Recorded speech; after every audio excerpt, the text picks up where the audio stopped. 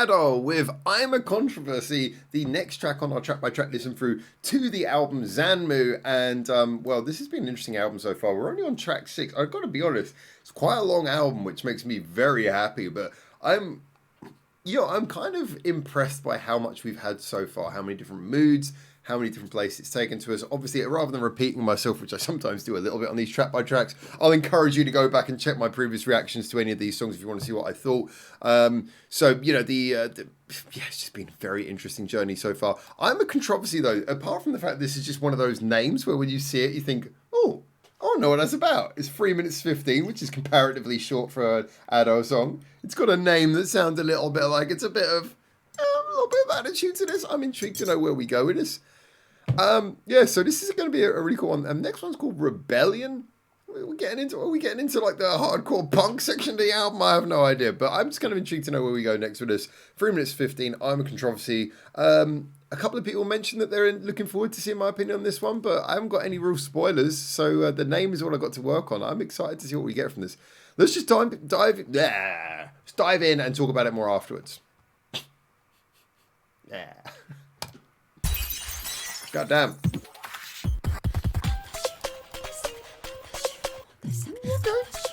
Nice. Oh,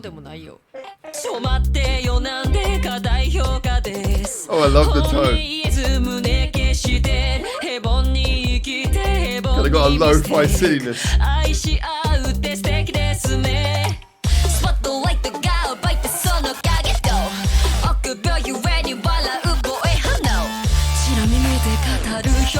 I'm loving this build-up. Where are we going though?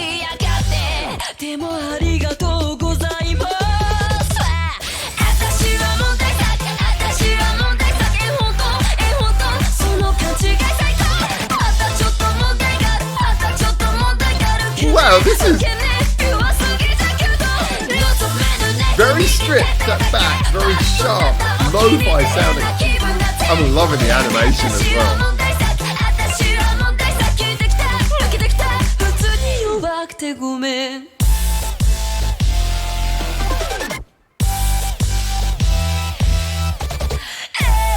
That sort of use of the holding those chord pads. Oh, I'm loving the animation as well.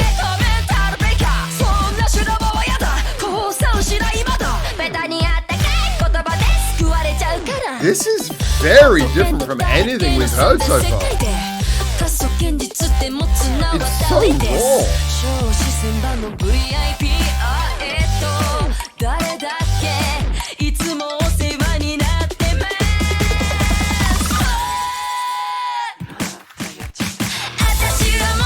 And this chorus, if you grew up in Europe, tell me this doesn't sound like an Eastern European Eurovision entry.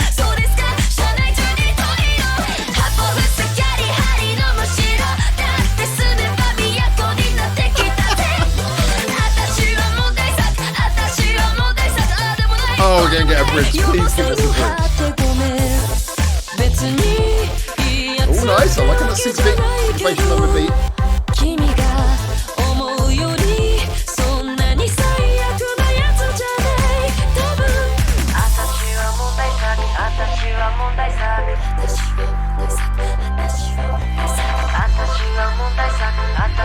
That use of like the church organ as well.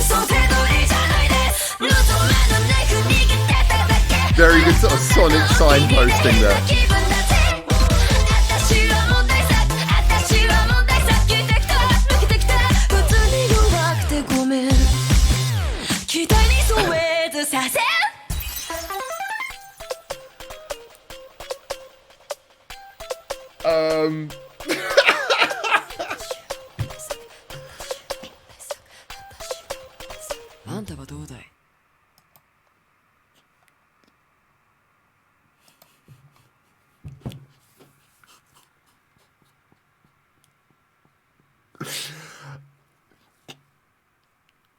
Do you know what the hard thing is right now? After listening to that, I now have to work out some way of explaining to you why I really fucking love that. That was absolutely brilliant.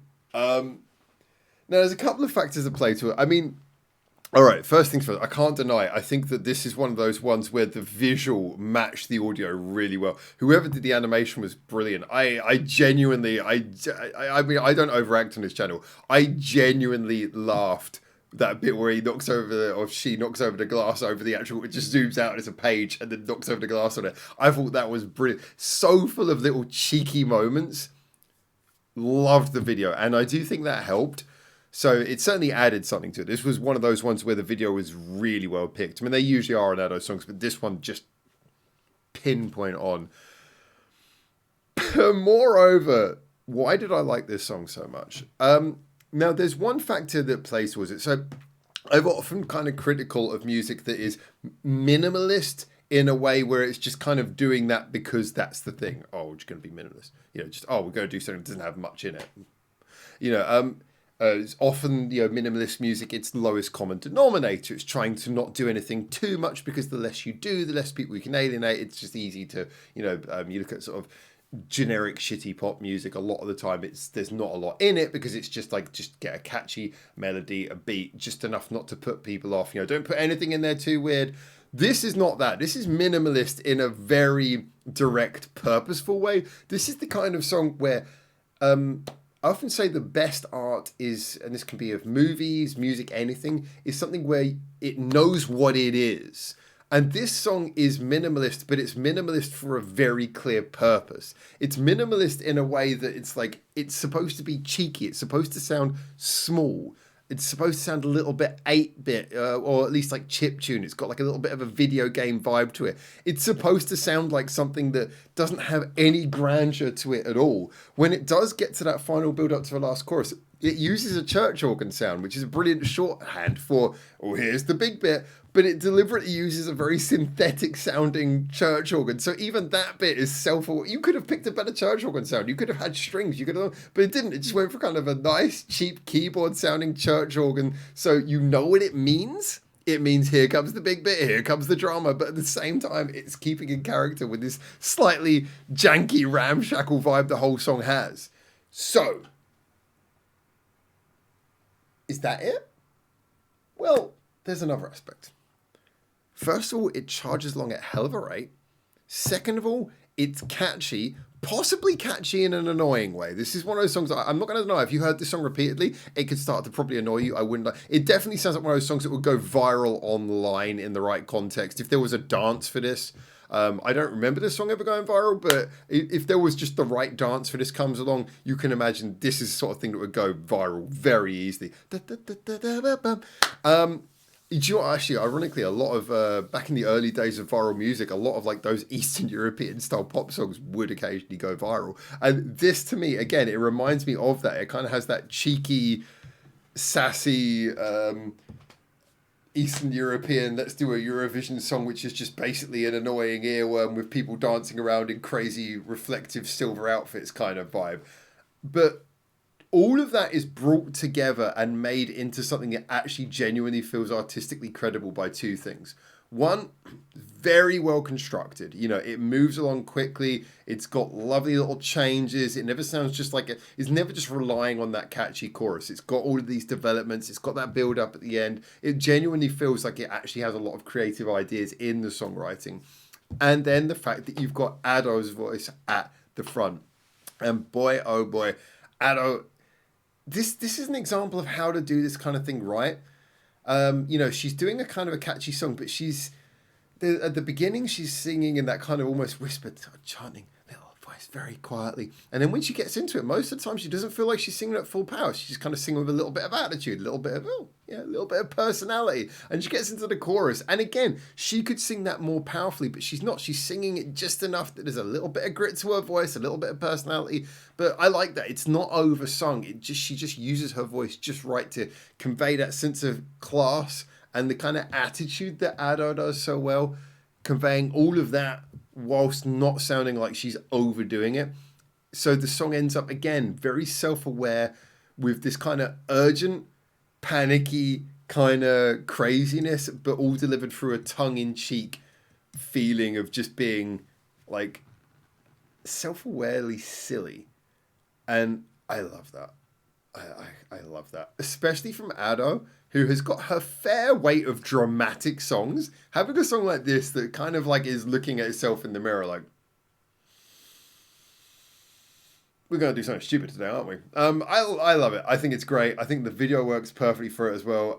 It's difficult because when I'm comparing this to other songs on the album, it's doing something which is so deliberately irreverent that I feel like I can't compare it to other songs in the album. You know, I love Kura Kura, Chocolate Kadabra. Dignity is a wildly different type of song. You know, I can't compare it to those because their entire remit is so different.